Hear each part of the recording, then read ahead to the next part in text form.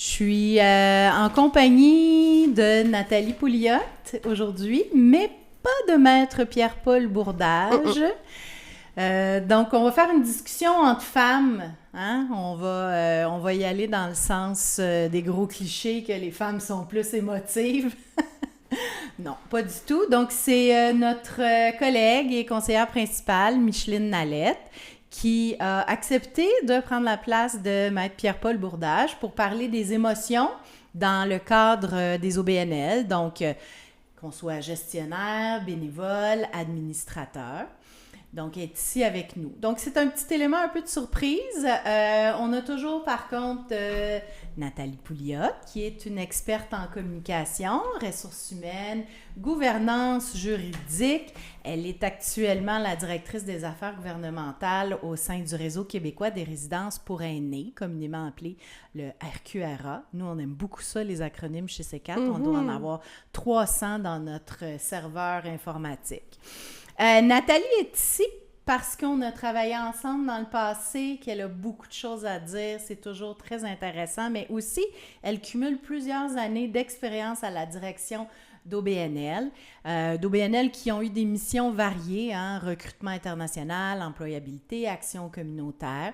C'est une avocate de formation, donc elle a souvent des discours très ponctués, d'opinion, c'est intéressant. Moi, j'aime ça les femmes avec des opinions. Pour ça que j'ai pas du tout hésité à inviter Micheline à pied levé qu'elle vienne remplacer Maître Bourdage. Elle siège toujours au CA d'organismes communautaires.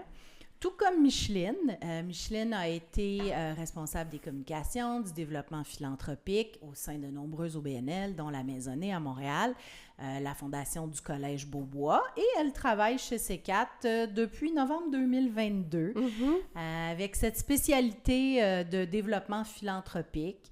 Elle a souvent des projets avec des objectifs assez importants, des événements, des campagnes. Micheline, c'est une fille de défi. Qui a beaucoup d'émotions. On rit beaucoup ensemble aussi. Puis c'est important. Donc, notre webinaire aujourd'hui part un peu de toute cette expérience qu'on a vécue au fil des ans avec nos clients. Travailler dans un OBNL aussi, on sait que c'est une affaire de cœur. Je suis certaine que toutes les personnes qui sont ici ou qui auraient voulu être ici en ligne avec nous aujourd'hui se sont impliquées dans des organisations où ont décidé de faire un virage entre le corporatif vers le monde OBNL ou communautaire parce qu'elles étaient passionnées, qu'elles cherchaient un sens, qu'elles voulaient travailler à une mission, souvent sociale, économique. Donc, notre webinaire aujourd'hui, ça va être une réflexion nuancée sur la place des émotions dans un contexte OBNL. Donc, particulièrement dans la gestion des communications, parce qu'on est une agence de communication, on travaille sur beaucoup de projets avec nos clients. Souvent, les visions viennent des CA, viennent d'une équipe en place. Et puis, c'est des défis, mais c'est également des forces que d'avoir des émotions. C'est de tout ça qu'on va discuter ensemble. Donc, mesdames, qu'est-ce que vous pensez de toute l'idée des émotions? Qu'est-ce que ça donne de s'impliquer dans un OBNL? Est-ce que c'est un grand avantage? On va commencer par les aspects plus positifs de la chose. On parle souvent de mobilisation, d'authenticité, de communication, de sens d'un but partagé. Donc, j'aimerais vous entendre. Choisissez le thème qui, pour démarrer notre discussion, vous appelle le plus. Merci, Julie, de l'invitation. Ça me fait plaisir d'être parmi vous aujourd'hui. Je vais me lancer, si vous me permettez, en fait. Une OBNL, donc, effectivement, la structure, elle est connue, hein, un conseil d'administration qui va déterminer les grandes orientations stratégiques, va se positionner aussi sur la mission de l'organisation et une permanence qui fait équipe avec le CA, donc qui a la responsabilité de mettre tout ça en œuvre. Julie, tu parles d'engagement. Moi, je distingue l'engagement de l'émotion. Donc, l'émotion, c'est une chose, hein, on va en parler un peu plus tard. On peut avoir des émotions de toute nature. L'engagement, c'est d'abord et avant tout la capacité de je dirais, se reconnaître dans l'OBNL, de se projeter également dans le développement de l'OBNL et de se sentir interpellé. Donc, c'est comme ça qu'on s'engage. Évidemment, je dirais, cette posture-là va, en fait, entraîner très souvent un lot d'émotions positives parce que quand ça fonctionne bien, on est très heureux de se sentir engagé. Mais on pourra aussi un peu parler plus tard de quand ça fonctionne moins bien. À quel moment là, les émotions peuvent faire dérailler la chaîne de bicyclette. Bien, justement, ça me fait penser, Julie, d'entrée de jeu, tu parlais que, bon, il y a des personnes qui décident de faire le saut du privé à un organisme à but non lucratif, et souvent, c'est le moteur de la décision, c'est l'engagement. C'est que, tu sais, auprès d'une organisation, on accroche à la mission, donc on se sent là engagé. Puis en fait, c'est vraiment naturel le matin, tu as envie de te lever parce que tu sais pourquoi, ça te donne une raison pourquoi tu te lèves le matin. Tu sais, c'est pas juste monétaire, tu vas faire un changement dans la société par rapport à la mission de l'organisme. Puis ça, vraiment, ça donne une motivation, tu sais, pour... te lever le matin, puis passer à travers la journée, puis donner tous les efforts, puis donner ton maximum dans ton travail, tu sais. Est-ce que, donc, pour travailler dans un OBNL, il faut absolument croire à sa mission? C'est pas un travail régulier comme on rentre travailler au bureau d'une entreprise. Nous, on voit une grande distinction quand on travaille avec des clients corporatifs que des clients OBNL. Les clients corporatifs veulent qu'on exécute des choses pour eux. Ça leur dérange pas trop comment on le fait, quand est-ce qu'on le fait, avec qui on le fait. Oui, maximiser les résultats, arriver... Exactement. Il y a un dégagement aussi. Tu sais, l'idée de « Ah, c'est juste une job » ou « C'est juste une job », c'est différent. L'engagement dans un OBNL va souvent bien au-delà du 35-37 heures et demie. En fait, oui. Maintenant, il ne faut pas... en fait, je ne crois pas que ça se tranche au couteau de façon aussi claire parce qu'il y a quand même des entreprises, je vais distinguer peut-être l'OBNL du secteur privé-privé. On va parler, par exemple, des employés qui adhèrent aux valeurs de de l'entreprise. Donc, on peut avoir un comparable. Là. Souvent, les gens, puis c'est encore vrai dans les générations les plus jeunes, hein, les gens veulent faire sens, si je peux me permettre d'utiliser l'expression, même si elle n'est pas francophone ou française, mais à quoi qu'il en soit, il faut qu'il y ait un sens dans tout ça. Mais effectivement, je pense que la question de l'engagement dans le milieu associatif est probablement plus exacerbée parce qu'on connaît souvent les conditions de réalisation du travail, les conditions de travail dans le milieu associatif. On sait que les défis sont souvent des fois plus grands. Je parle du cadre d'exercice, de la mission, le cadre financier. Donc, il faut savoir un peu faire souvent plus avec moins, là. Alors, exactement. Donc, c'est certainement une nuance importante, là, qui vient je dirais, calibrer le sens de l'engagement, mais qui n'est pas par ailleurs inexistant dans d'autres types d'activités. C'est vrai. Souvent, dans un organisme, on porte plusieurs chapeaux. Tu sais, peu importe le poste que tu emploies, souvent le DG porte énormément de chapeaux. Mais là, aujourd'hui, si on parle d'émotions dans le secteur des communications, souvent, il faut faire, comme tu dis, Nathalie, beaucoup avec peu. Puis quand on dit beaucoup avec peu, c'est souvent avec très peu de moyens financiers. Donc, il faut être très imaginatif. Puis c'est possible parce que moi, je suis passée très souvent par là. Mais ça vient jouer sur les émotions. Tout à fait. Parfois, je dirais que tu as encore des relents de ça où tu veux tout faire pour... Tu sais, tu veux en faire, tu veux quasiment plus que notre client parfois parce que tu sais tellement comment ça demande pour eux également de faire ces campagnes-là. Tu veux maximiser leur budget, tu veux t'assurer que tout fonctionne bien, que, tu sais, qu'on n'oublie rien, puis que le succès d'une campagne, d'un événement soit au rendez-vous. Puis souvent, je dois te dire, wow! Micheline, c'est beau, là!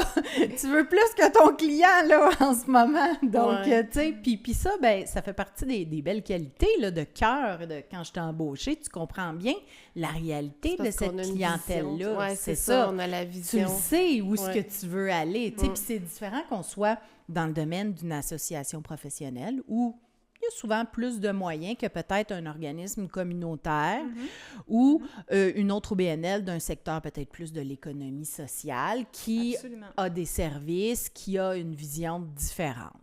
Je vais revenir à un élément que tu as mentionné qui est important, une direction. Est-ce que le rôle de direction générale ou de la présence d'un présidente de CA fort a un impact sur l'engagement, la mobilisation, le cœur qu'on va mettre dans notre travail? Nathalie? Bien, en fait, je répondrai sans limite oui à cette question-là, mais je vais ajouter, si tu me permets, Julie, l'importance du rôle du directeur ou de la directrice générale dans le milieu associatif, et je le répéterai jamais assez, c'est un rôle pivot et c'est un rôle vraiment charnière parce que la direction générale croise toutes les relations qui existent dans l'OBNL, alors que ce soit du CA vers les employés vers les partenaires vers les membres ou les clients. Hein? Ça dépend. Très souvent, on va parler des membres et des clients. J'ai été à la direction générale d'une OBNL qui avait je dirais, un portfolio de services aux membres extrêmement détaillé. Il y avait énormément de charges opérationnelles. Alors, il y avait aussi beaucoup de charges émotives qui provenaient des membres et des clients vers la direction générale. Alors, si on parle du rôle pivot, et la gestion des émotions et la charge émotionnelle ou émotive de la direction générale, ce n'est vraiment pas il faut vraiment pas oublier de considérer ça, et je le dirais comme étant un rôle central, donc pour la bonne santé émotive de l'organisation. Puis, en tout cas, moi, je rajouterais à ça aussi, tu sais, quand on est dans un poste de direction générale dans un organisme, bon, on a un CA, tu sais, on a un CA à la tête, puis, tu sais, on est redevable à notre CA aussi. Donc, il y a comme une certaine pression aussi, tu sais, de bien faire les choses, puis de rapporter aussi la bonne information, puis, tu sais, de savoir gérer ça. Fait que c'est comme... t'es positionné au centre, t'es comme l'intermédiaire de tout l'organisme, tu sais, les employés, les membres ou les clients. Puis après ça, le CA, que tu vois, bon, peut-être 4 à 6 fois par année, tout dépendant de l'organisme, là. Mais, tu sais, c'est quand même une pression. Absolument. Puis, si la direction de l'organisme gère mal ses émotions par rapport à cette pression-là, elle peut la transmettre à son staff, son équipe, beaucoup trop, générer du stress pour rien parce que toi, tu as de l'anxiété puis tu n'es pas capable de la gérer. Ou, donc, faire confiance aussi. Souvent, le stress, l'anxiété, le micromanagement, hein, c'est parce que souvent, les gens manquent de confiance en eux. Donc, au lieu de mobiliser, ils créent de l'insécurité. Ça devient plus difficile de gérer parce que les gens se sentent sous observation parfois, que pas juste le CA est tout en train de checker qu'est-ce que je fais. As-tu déjà eu, toi, ce genre d'expérience-là, Nathalie? Bien, en fait, je dirais, moi, j'ai rencontré toutes sortes de situations, vraiment, et je dirais toutes sortes de situations selon aussi l'évolution de l'organisation. Hein? Par exemple, 5 ans dans la vie d'une OBNL, c'est quand même beaucoup. Alors, les choses changent. Il y a parfois de la pérennité, mais parfois, il y a des changements aussi au sein même, par exemple, du conseil d'administration. Oui, donc, ça nécessite une grande agilité, une grande capacité de s'adapter. Mais je réinsiste donc sur le rôle pivot de la direction générale et l'absolue nécessité, quant à moi, de bien outiller une direction générale dans le cadrage des émotions. Absolument. Parce que souvent, là, les crises en fait, se manifeste quand il y a débordement d'émotions. Alors, c'est certainement un grand conseil, là, et je dirais même un conseil et une leçon, parce que la direction générale, je disais souvent à la blague, ce sont des gens qui sont au milieu du champ de tir, hein? Ils reçoivent tout. Ils reçoivent tout et doivent aussi donner le ton à la parade. Très souvent, ce sont les maîtres d'œuvre. Ouais. Alors, la nécessité d'outiller et de quoi faire en cas de est extrêmement pertinent et nécessaire. Oui, c'est ça. Puis d'outiller le directeur ou la directrice générale, mais également, tu sais, quand tu as ce poste-là, en prendre conscience également que ce volet-là est ultra important pour la santé mentale, je dirais, de tout ton entourage, là. Oui. Puis souvent, ce qu'on voit dans les OBNL, contrairement à d'autres entreprises, peut-être plus du monde du secteur privé, c'est que tu vas avoir des spécialistes dans un domaine qui vont être amenés à occuper des rôles de direction sans avoir nécessairement une expérience, une formation de gestionnaire, autant administratif, pour des processus que de personnes en place. Et donc là, ça fait parfois un peu de...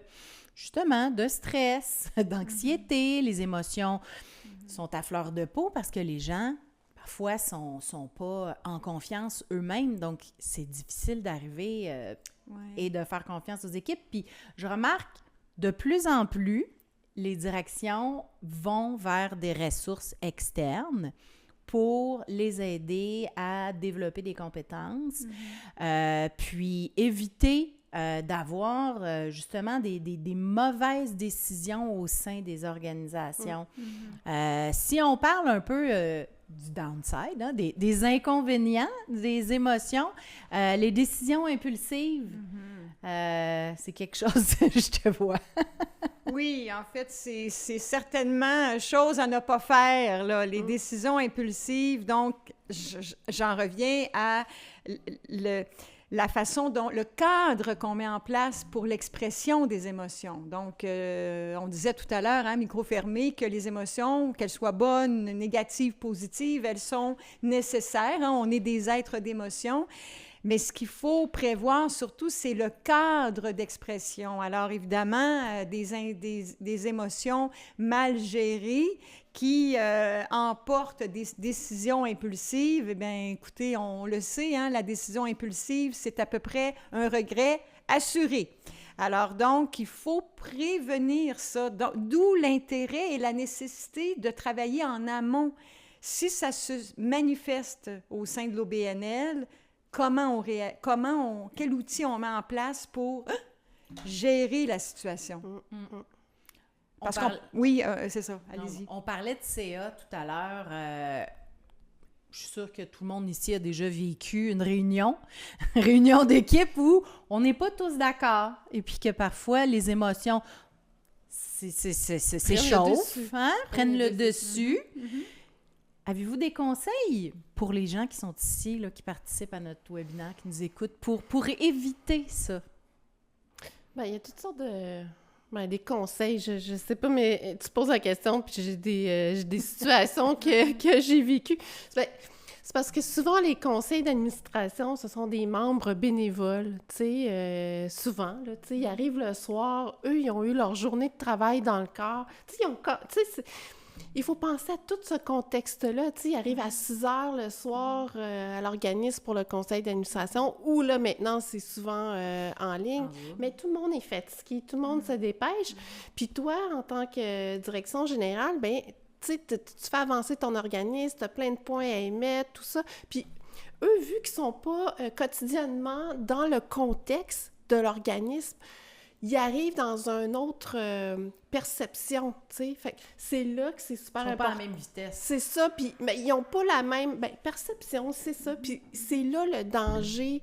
Eux peuvent émettre leur opinion, et là, toi, tu vas émettre ton autre opinion. Puis c'est là que ça va engendrer comme des désaccords, puis selon ce que tu vis, puis ce que tu peux encaisser comme émotion, mais il peut surgir des fois des tons que tu n'as pas envie d'entendre, tu sais.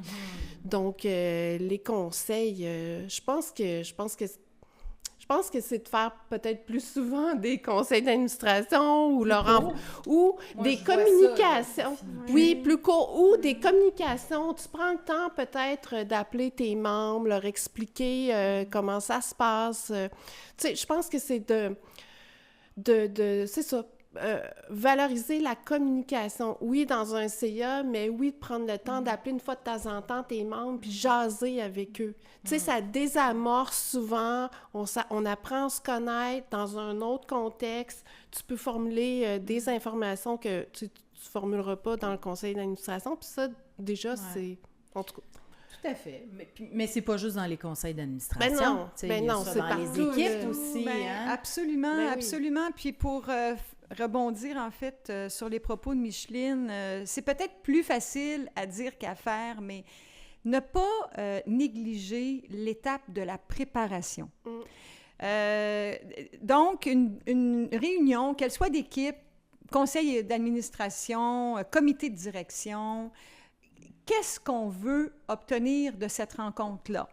Alors, donc, on cadre la discussion. Le désaccord, les opinions divergentes, elles sont manifestées dans quel contexte? Une décision finale à prendre une fois que tout le monde aura eu le temps de se pencher avec des documents explicatifs? Ou encore des opinions divergentes qui surviennent une fois qu'on lance une idée puis qu'on veut aller chercher l'opinion et tester l'eau. Alors, le cadrage, le cadre de notre discussion, les objectifs de notre rencontre vont permettre à l'animateur de la réunion de donner le ton. Ça, c'est une chose. Alors, ne jamais, la préparation, c'est une étape extrêmement importante et certainement lorsque on parle de conseils d'administration, qui justement, souvent sont des gens dont le temps manque. Alors, il faut préparer en amont nos rencontres pour éviter les mauvaises surprises, Absolument. pour éviter les débordements. Ça me fait penser à un client qu'on ne nommera pas. L'an dernier, on a fait une grande campagne de financement, puis lui, il me dit « Ah, moi, le comité de financement, là, les madames, là, je suis pas capable de les gérer, là, ils m'écoutent pas, ça s'en va dans tous les sens. Puis là, j'ai dit « OK, ça tente-tu que je m'en occupe de ton comité de financement? Je vais t'organiser ça. » On a eu des réunions toutes les 2 semaines. Elles étaient toutes fidèles au poste. Elles ont eu plein de résultats. Elles voulaient que je recommence pour le prochain événement. Mais tout ça était, dans les faits, une question de préparation. C'était pas tant une question de compétence, c'est qu'elles sentaient qu'elles avaient été écoutées à chacune des rencontres, que leurs demandes, critiques, attentes avaient été répondues d'une réunion à l'autre, puis qu'on avançait. Donc, de se sentir écouté aussi, dans un groupe, c'est important. La charge émotionnelle, quand on ne sent jamais qu'on est écouté, on peut arriver à des burn-out. Le taux de burn-out au sein d'organismes à but non lucratif, je n'ai pas de statistiques là-dessus, là, mais j'en vois beaucoup qui sont sur le bord de l'épuisement. Avez-vous déjà vécu ça autour de vous, vous-même? Tu sais, des situations qui étaient tellement... je suis plus capable, c'est trop pour moi. Ben oui, absolument. Je l'ai vu autour. Évidemment, c'est jamais des situations souhaitables. Mais je dirais qu'il y a certainement des situations qui sont causées par un trop-plein d'émotions ou je vais appeler ça une gestion déficiente de l'émotion, mais dans certains milieux associatifs, le cadre financier est tellement difficile et tellement serré. Donc, ça veut dire que la capacité d'action de l'organisme et on veut faire plus, nos moyens sont pas élevés et la demande, le besoin qu'on cherche à combler et qu'on veut combler est excessivement grand. Alors, ce déséquilibre-là génère énormément d'égarement, puis d'isolement aussi, de solitude aussi, parce qu'on se sent souvent extrêmement impuissant face à cette situation-là. Et là, évidemment, ben, le train des émotions embarque. Absolument. Puis, d'exprimer nos émotions dans un groupe, dans notre groupe de travail, avec nos collègues, est-ce que vous trouvez que c'est une bonne façon ou c'est juste de nourrir la bête ou de continuer à... Ben, je pense que... Ben, il faut pas exagérer non plus là, dans l'expression de nos émotions quand on est avec nos collègues, mais je pense qu'avoir une bonne communication franche et honnête, transparente, je pense que c'est apprécié de tous, et même pour la personne qui parle, ça lui fait du bien. Puis, ben, je trouve que c'est important. Puis dans ce cadre-là, ben souvent, oui, on va rencontrer notre collègue dans la cuisine ou devant la machine à café, mais je pense que pour un organisme, c'est important de créer des petits moments d'équipe. Hein? Ça peut être des petits déjeuners le matin, on arrive peut-être une demi-heure avant le temps de travail ou pendant le temps de travail, tu sais.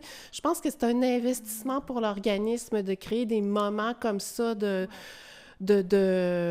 recueillement de l'équipe, parce que ça permet d'échanger peut-être avec des collègues que tu n'as pas toujours le temps d'échanger.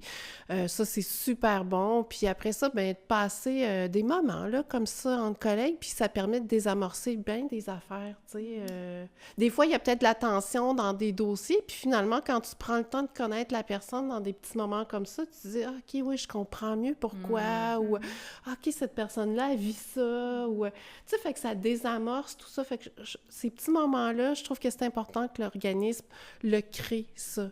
Des moments précieux entre les collègues. Est-ce que tu dirais que parfois, il faut, je voudrais pas dire forcer, mais tu sais, on se dit toujours les autres tranquilles, là, tu sais, parce que souvent, dans des groupes, il y a des personnalités plus fortes qui vont prendre plus de place. Oui. Comment est-ce qu'on fait pour s'assurer que ceux qui, naturellement, ne parlent pas du premier, au premier regard ou à la première occasion. Qu'est-ce qu'on fait? Avez-vous des conseils pour s'assurer que ces personnes-là suivent toujours le train, sont toujours dans la même vision, qui travaillent au même but commun que les autres dans le groupe?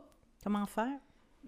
Ben, en fait, des conseils, certainement, quant à moi, la capacité d'établir une relation ou une base, un climat de confiance dans un OBNL, c'est essentiel.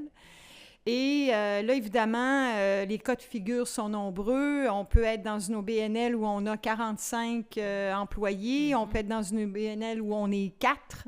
Alors, évidemment, je pense que c'est un énorme point de vigilance, le climat de confiance, parce que c'est là où vont converger les émotions, qu'elles soient bonnes ou mauvaises, et évidemment la capacité de chacun de s'exprimer et d'être reçu dans son expression, c'est extrêmement important.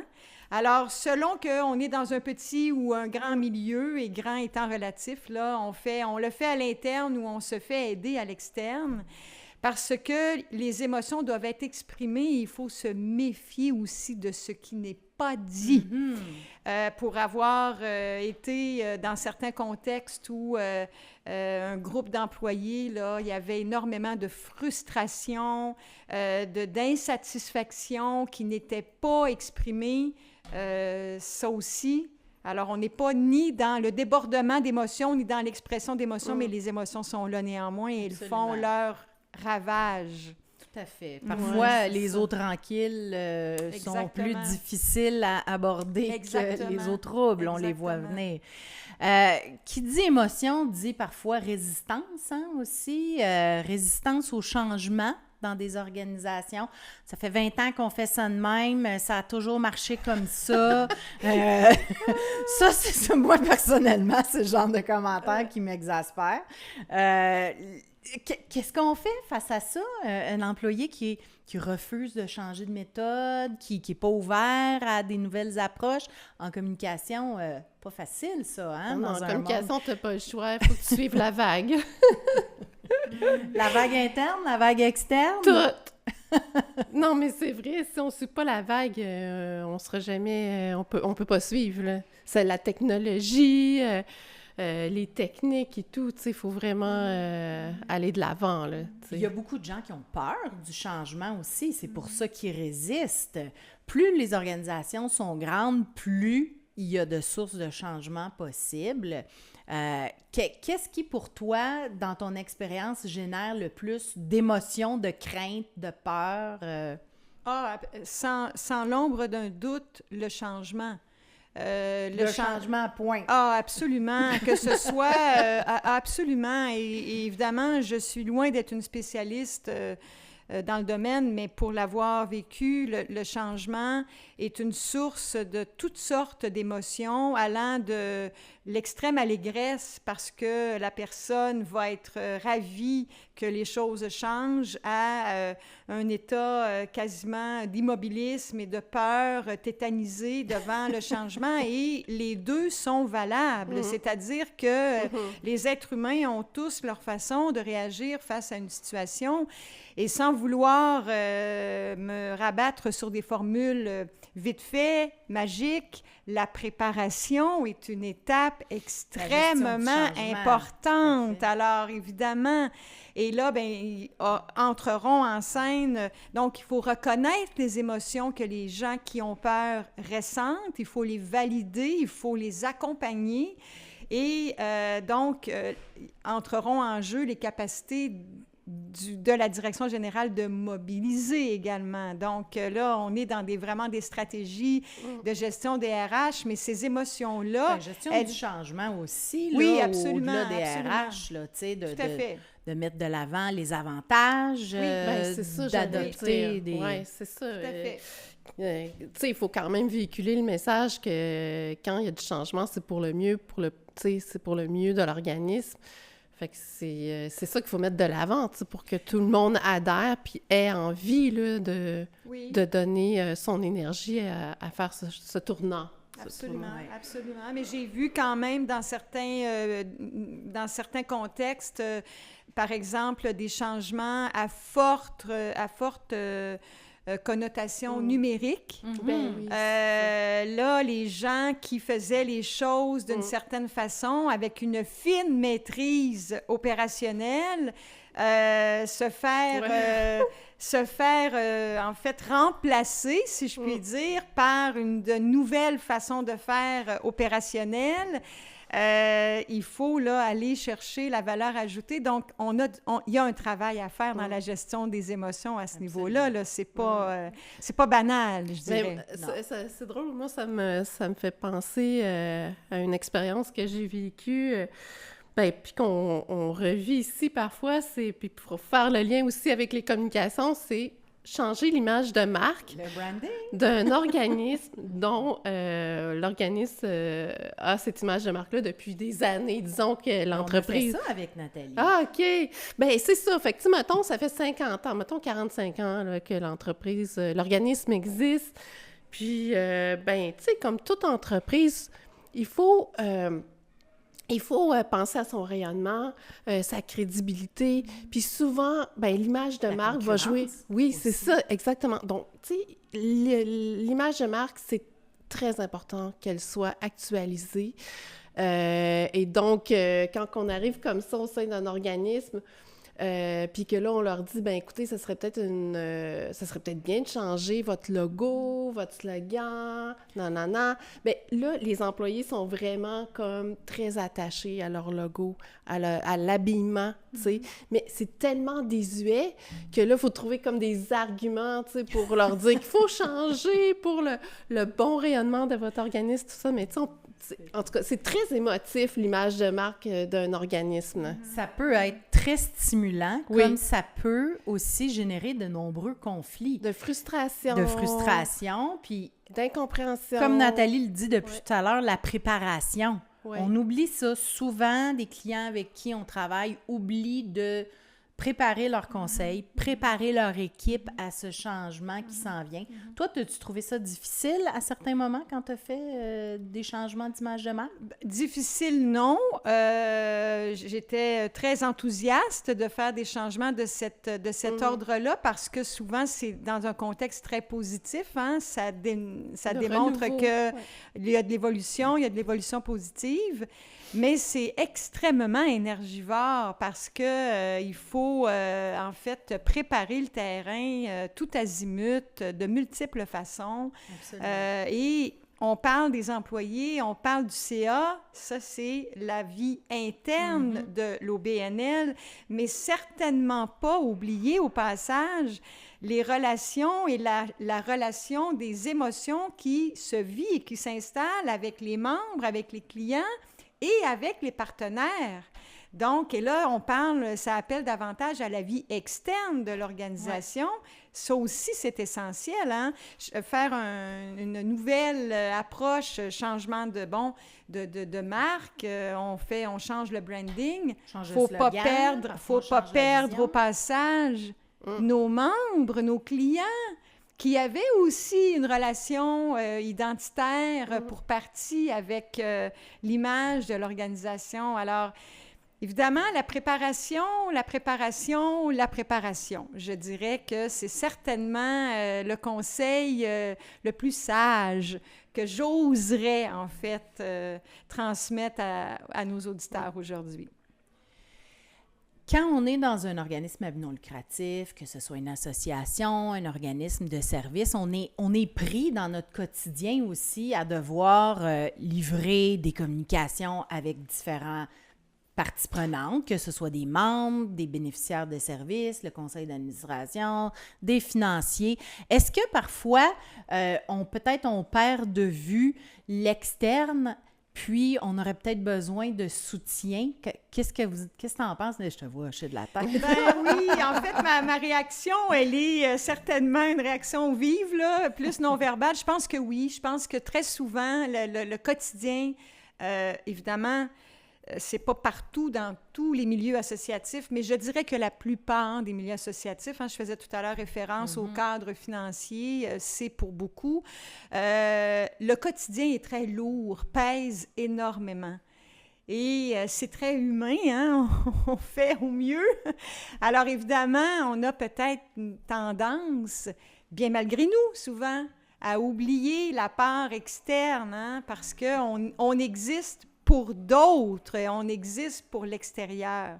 Alors oui, l'idée d'avoir des outils ou avoir la capacité de s'en remettre à un regard plus externe sur notre réalité, certainement que c'est très, très, très aidant. Bien, c'est sûr qu'au niveau des communications, bien, tu sais, c'est rare, là, les organismes qui ont un département de communication. Donc, c'est bien d'aller chercher un appui, de l'aide, d'aller voir une agence, justement, pour nous aider dans certains domaines, souvent au niveau des relations publiques, réfléchir sur une stratégie de communication pour faire un beau plan de communication, pour justement respecter la planification stratégique qui a été adoptée par le conseil d'administration. Fait que c'est sûr que c'est important de s'entourer puis de pouvoir discuter, parce que discuter souvent toute seule, à nous-mêmes. Puis, même entre nous, au sein d'une équipe, on a tendance à avoir toute la même vision, la même perception de comment se passent les choses, puis d'avoir un regard externe qui nous amène une autre perspective de d'autres industries parfois, ou même dans un même secteur, des choses qui se font ailleurs, qui viennent peut-être bouleverser des méthodes, mais qui sont nécessaires dans un cycle de développement d'une organisation, le cycle de vie d'une organisation. On ne peut pas constamment refaire les mêmes choses, là. Puis parfois, des équipes de communication veulent en faire beaucoup. Moi, je connais des directrices de com là, qui voulaient toutes rédiger les brochures pour leurs événements, mais que finalement, on arrivait 3 jours avant l'événement, puis la brochure n'était pas faite, là. Donc, il faut aussi voir le soutien externe, pas comme un désaveu ou un manque de compétences. Non, c'est un outil que tu vas chercher si tu es capable. Puis beaucoup hésitent à demander de l'aide à l'externe. Je vois ça souvent. Non, on a une équipe à l'interne. Oui, OK, c'est super. T'as-tu benchmarké? Qu'est-ce que tu fais à l'égard de ta concurrence? Tu sais, les organismes qui ont du succès ont de l'accompagnement dans ce qu'on voit. Par exemple, pour l'organisation d'un événement, tu sais... c'est beaucoup. Tu sais, parce que moi, j'en ai vu des organismes que j'ai accompagnés dans leur premier événement bénéfice, par exemple. Oui. Tu sais, eux, ils n'ont aucune direction des communications là, dans leur organisme. C'est toute la DG qui fait tout. Puis pour elle n'avait pas comme imaginé à quel point c'était demandant d'organiser un événement bénéfice, tu sais. C'est comme, ils se disent, bon, ben OK, ben j'ai des membres de mon CA qui vont pouvoir y participer, j'ai des bénévoles qui vont pouvoir... Oui, mais c'est parce que tout ce monde-là, il faut tout que tu leur dises quoi faire, il faut que le scénario soit clair, il faut que, tu sais, toute ta rédaction de tout ton événement soit faite, il faut que la coordination soit faite. Fait que c'est là qui est important, tu sais, de se dire « Hey, oui, c'est vrai, c'est peut-être trop, puis oui, j'ai besoin d'aller chercher de l'aide. » Puis un événement, si on parle juste d'un événement, l'objectif, c'est pas juste de faire l'événement. Il y a tout l'aspect communication, il y a une stratégie avec chaque événement. Comment on les attire à notre événement, comment on s'assure que lors de l'événement, ils ont du plaisir, qu'ils sont mobilisés, qu'ils comprennent pourquoi on les a fait venir aujourd'hui. C'est pas juste pour manger des petits canapés, boire du vin, là. Non, ils sont là pour appuyer une cause. Puis ils doivent repartir avec une mission également. Tu mobilises 200, 300, 500 personnes lors de ton événement. Tu as leur écoute, donne-leur une mission par la suite. La semaine dernière, je parlais avec une cliente potentielle, justement, au sujet de son événement, puis après, elle a fait « Oh my God, j'avais pas réalisé tout ça! » C'est pas juste de mettre en ligne une plateforme pour vendre des billets, c'est de le communiquer. Puis quand on communique, là aussi, il faut toucher la tête et le cœur des gens pour les attirer vers notre cause, pour s'assurer qu'ils se mobilisent. Ça, c'est pas toujours facile non plus, parce qu'on va avoir des clients qui sont hyper cartésiens. Eux autres, c'est rien que les chiffres. Puis il y en a d'autres que non, c'est juste les témoignages, c'est juste les exemples. Donc, tu sais, il faut être capable aussi, nous, comme conseillers, de faire la part des choses entre nos émotions, tu sais. Moi, c'est sûr que des enfants en difficulté, j'ai bien de la misère à travailler avec ça, ça vient trop me chercher. Tu sais, je vais laisser ça à quelqu'un d'autre. Tout le monde a ses propres sensibilités également.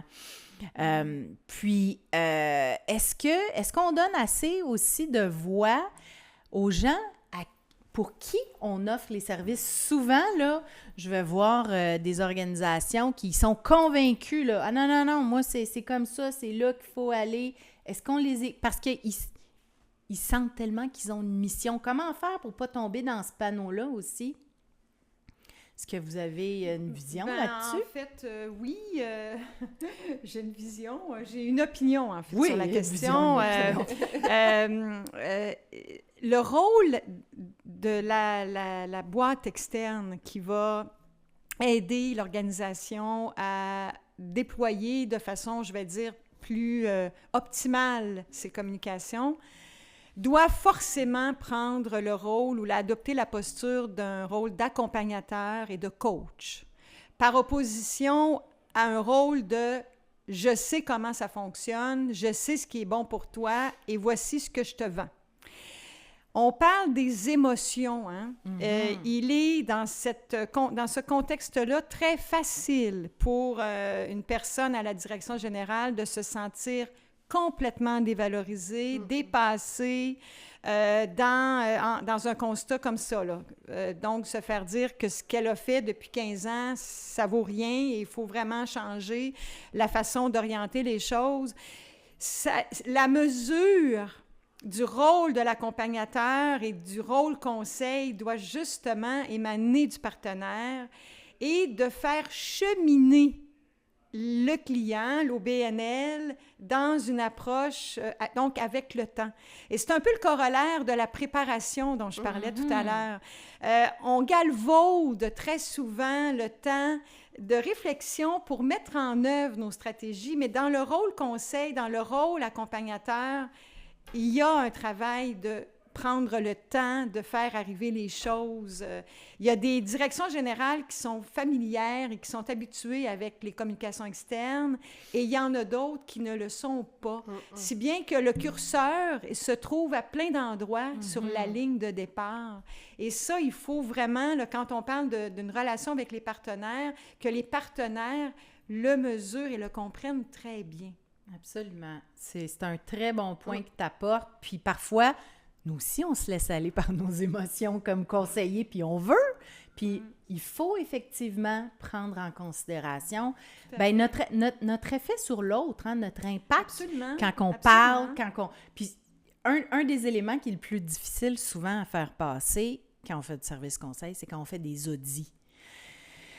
Les constats des audits, les SWOT, parfois c'est difficile. Puis là, il faut leur dire, c'est pas un SWOT, c'est pas contre Nathalie, là, c'est les pratiques. Il faut qu'on fasse un constat. Si tout était rose, vous ne nous appelleriez pas, là. Si tout roulait, si tout allait super bien, on ne serait pas là aujourd'hui. Là, on est là, nous, pas pour vous accuser, on est là pour vous conseiller, vous faire des recommandations pour que ça avance dans le sens que vous voulez. Absolument, absolument. Mais la gestion des émotions, elle vient encore s'inviter dans le débat parce que très souvent, on parle beaucoup de la direction générale. De bénévoles. Mais absolument, et un conseil d'administration aussi. Conseil d'administration, les gens qui le composent n'avancent pas à la même vitesse. Non. Alors, moi, souvent, j'ai été extrêmement séduite par, bien sûr, les étapes de diagnostic, c'est une chose, mais la mise en œuvre étapiste. Donc, on fait ça au début, on va faire ça dans un moyen terme et on fera ça éventuellement à plus long terme. Donc, ça donne le temps de gérer, justement, je vais dire, la charge émotionnelle, la charge émotive qui vient avec tout ça, avec le changement. Oui, puis on le sent souvent, Micheline, hein, avec des clients, c'est ce que j'appelle les amener à lâcher le doudou. Que des bénévoles qui, par exemple, s'occupent des réseaux sociaux, organisent des événements depuis quelques années, mais que là, le conseil d'administration donne des nouvelles orientations pour, entre guillemets, professionnaliser la chose. Donc, nous, évidemment, il ne faut pas arriver puis les tasser en disant « Hey, ôte-toi de là, mon oncle. » On a-tu fait des erreurs tous dans notre gestion de ça, bien sûr, moi-même, tu sais, pour bien faire, parfois j'ai peut-être brusqué des choses avec des gens, imposé des méthodes, mais tout ça, évidemment, c'était pas pour faire du mal aux personnes qui étaient là, bien au contraire, c'était pour souvent les dégager d'une responsabilité, d'un poids, mais que peut-être ils n'étaient pas prêts, eux, à laisser aller à ce moment-là, parce qu'il faut revenir toujours au corollaire. Les gens qui s'engagent, qui décident d'être très impliqués dans des organisations, le font par passion, du cœur, là, également. Si vous avez des questions, les participants, je regarde mon écran ici, là, c'est le temps d'en mettre dans le chat. Avant qu'on conclue notre présentation, notre discussion, hein, parce que je pense qu'on a eu un échange franc et ouvert, hein? Vous pouvez y aller. Je vais les lire à nos invités. Hein? Micheline, c'est pas tant une invitée, elle est quasiment sur son bureau, là, mais... Oui, c'est vrai. Puis c'est très spontané. Exactement. Moi, je dirais... peut-être je vais lancer encore une autre question, là, mais comment savoir, quand on siège sur un conseil d'administration, si les personnes qui sont employées dans notre organisation ont les compétences en communication, peut-être, en événementiel. Comment est-ce qu'on fait pour déterminer ça? Est-ce qu'on fait des tests? Comment on évalue tout ça? J'ai pas trop... tu peux répéter ta question? Quand on siège sur un conseil d'administration... C'est parce au que sein vous de avez... l'organisme. Oui, c'est ça, si au sein de l'organisme... Oh mon... je pense que ça va de soi. Je pense que déjà, quand on est membre d'un conseil d'administration, c'est important de suivre les communications générales là, de ton organisme que tu représentes. Donc, il faut suivre ton organisme sur la page Facebook, sur LinkedIn. S'il y a des nouvelles extraordinaires envoyées à travers les médias, est-ce que c'est bien envoyé? Est-ce que toi, en tant que membre, tu reçois bien les communications que tu dois recevoir de l'organisme? Tu sais, je pense que c'est comme ça que tu peux évaluer si les communications de l'organisme pour lequel tu représentes sont bien respectées. Est-ce que les outils de communication représentent bien l'organisme, le dépliant, la signalétique au sein de l'organisme, si c'est nécessaire? Mais si tu n'es pas un expert en communication puis tu sièges sur un CA, Comment tu fais pour évaluer ça? Ben, c'est un peu qu'est-ce que je viens de dire, là. Je veux dire, je pense que c'est des choses... T'as pas besoin d'être un expert pour évaluer les points dont je viens de dire, là. Tu as besoin de comprendre la vision de l'organisation, son positionnement, sa promesse pour être capable d'évaluer si l'équipe livre là-dessus. Exactement. On a une question. Comment mettre de l'émotion dans nos communications de collecte de fonds? Donc, campagne de financement, j'imagine, hein? Ben moi, j'aime ça. Non, mais c'est parce que moi, j'aime bien les projets philanthropiques, puis habiller les projets philanthropiques. Puis donc, pour répondre à la question, je pense que c'est important d'avoir un visuel qui représente bien la mission. Si vous représentez des enfants, bien, mettez des grandes photos avec des enfants heureux. Moi, je mise sur quelque chose qui donne le résultat et non sur... tu sais, disons, des enfants vulnérables. Ne montrez pas des enfants vulnérables, montrez des enfants heureux, OK? Puis qu'est-ce qui est important, c'est de bien identifier ton projet, bien le nommer pour que ça soit clair, puis souvent l'accompagner d'une signature, un slogan, tu sais. Puis redire ta mission. C'est très important de toujours reparler de ta mission.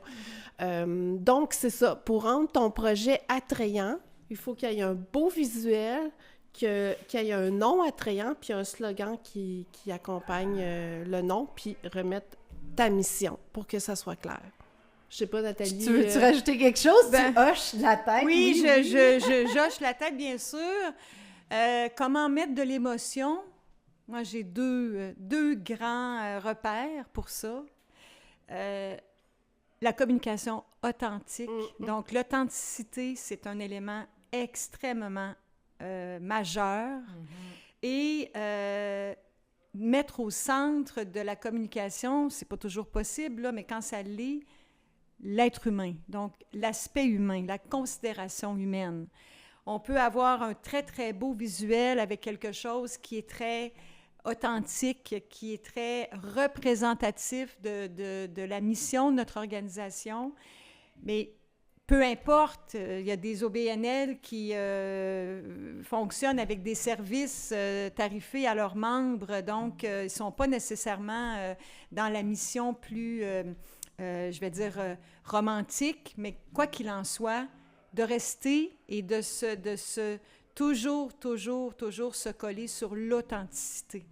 Et c'est certainement une carte de visite qui aide et qui est un très, très bon, très bel outil, en fait. Mais comment on fait ça pour être authentique? Bien, évidemment, c'est une capacité de comprendre sa mission et de déployer sa mission. Hein? Tout est une question, on parlait tout à l'heure au début de notre entretien de l'engagement, mais la mission, c'est central à la communication, au plan de communication, à la stratégie de communication. Si on est à côté de nos pompes, permettez-moi l'expression, eh bien, ça sera très difficile d'être authentique et ça va être très difficile de communiquer une émotion qui est valable, qui est réelle. Moi, quand je vois authentique, témoignage, émotion, ça me fait aussi penser à des vieilles campagnes de financement qui étaient plutôt misérabilistes. Hein? Je pense qu'en 2025, là, on est loin de ça, là, montrer des petits-enfants avec des mouches d'en face. Ça, c'était du spectacle, hein? C'était pas de l'authenticité. Au Québec, on a beaucoup de grandes causes. Des grandes causes qui viennent chercher des émotions.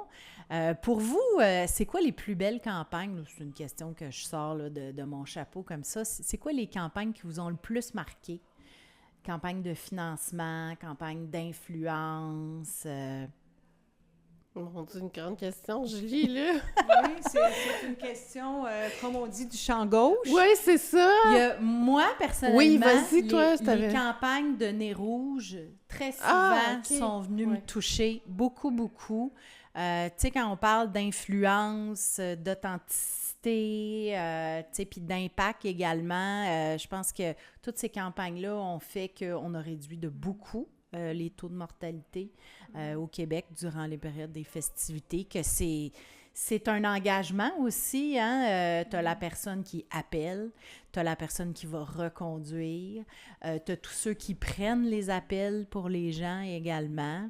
Il y a tout plein de campagnes comme ça, là. Moi, j'ai participé à la Grande Guignolée des médias également, qui était une expérience fantastique avec des collègues de Sun Youth, des collègues également d'autres organisations très importantes dans le paysage québécois. Mais tu sais, Julie, tu parles de grandes campagnes, mais tu sais, il y a vraiment beaucoup de petites campagnes qu'on n'entend pas parler, là, puis je pense que ça apporte vraiment son lot de changements dans la société et nécessaire, là, tellement nécessaire. Tout à fait. Et si je peux me permettre d'ajouter à ce que je disais, je n'associe pas les concepts d'authenticité avec celui de misérabilisme. Quand je parle d'authenticité, je parle d'être collé sur sa mission. La mission, elle est A, B, C, X, Y, Z. Il y en a qui sont des OBNL qui sont voués à la relation d'aide. Il y a des OBNL qui sont voués à la défense collective des droits. Il y a des OBNL qui sont dans le service aux membres. Il y a des OBNL qui sont chargés de faire connaître une réalité, donc ils ont une approche d'information. Quand je parle de l'authenticité, c'est vraiment d'être collé, se représenter comme qui nous sommes, qui on veut devenir, peut-être, mais pas autrement que notre réelle identité. On a une autre question ici. Comment voyez-vous la faisabilité de constituer un bon CA avec des membres bénévoles qui veulent bien s'impliquer, mais qui n'ont pas nécessairement les compétences? Ils veulent aider, mais ils ne savent pas exactement comment. Alors, je vais prendre la question au vol. Donc, ne siège pas sur un CA qui veut. Le bénévolat, il y a le bénévolat que je vais qualifier de régulier, qui est un bénévolat de première ligne, mais il y a le bénévolat de compétences. Alors, à tous les CA qui veulent combler des vacances pour avoir des gens qui veulent siéger sur leur CA, n'hésitez pas à concevoir la démarche comme une démarche qui s'apparente à celle de recrutement. Alors, on hésite absolument. C'est exactement ce que C'est un j'allais bénévolat dire. de compétences. Ouais. Alors, le CA en lui-même se donne des outils. Ça n'a pas besoin d'être extrêmement élaboré, mais on n'hésite pas à recevoir les candidatures, on n'hésite pas à rencontrer dans un premier temps les candidats et on n'hésite pas à questionner sur la véritable le niveau d'engagement, les capacités à assumer le rôle d'un administrateur. Alors, le bénévolat de compétences, c'est une notion qui existe et on n'hésite pas. Alors, ce n'est pas parce qu'il y a un siège vide, on s'empresse de le combler. Mieux vaut être plus parcimonieux. Et encore là, c'est le temps, c'est la préparation qui va certainement être garante de meilleurs résultats pour assurer que la personne puisse occuper le mandat 2 ans, 3 ans et peut-être même le renouveler. Et ajouter aussi au CA, le nourrir. Puis, non, mais juste la question, c'est, pour aller plus loin, c'était quand il n'y a pas de direction générale, quand les membres du CA sont également ceux qui réalisent la mission. Ah, mon Dieu, oui. Ça, c'est... Comment on fait pour les mobiliser, là? Ils veulent s'impliquer, ils ne savent pas trop comment, la gouvernance, pas évident. Comment on établit ça, des rôles, là, sans fâcher? Écoutez, je comprends très bien la question. Je vais réserver ma réponse parce qu'il me manque des données pour être capable de fournir une réponse pertinente et éclairante pour la personne. Je pense que dans un contexte comme celui-là, ça semble assez particulier que ça mérite là, peut-être d'avoir une discussion pour voir vraiment quels sont les enjeux, les défis, les problèmes pour permettre là, vraiment de... Mais je comprends que ça demande, oui, ça demanderait peut-être un petit peu un temps d'arrêt pour vraiment comprendre la réalité. Oui, puis je pense que peut-être d'avoir un accompagnement pour une planification stratégique dans un cas comme ça, pour vraiment déterminer des rôles clés au sein de l'organisation, voir comment il doit se développer aussi tout en rendant sa mission, ça clarifierait beaucoup de choses, ça réduirait le brouillard.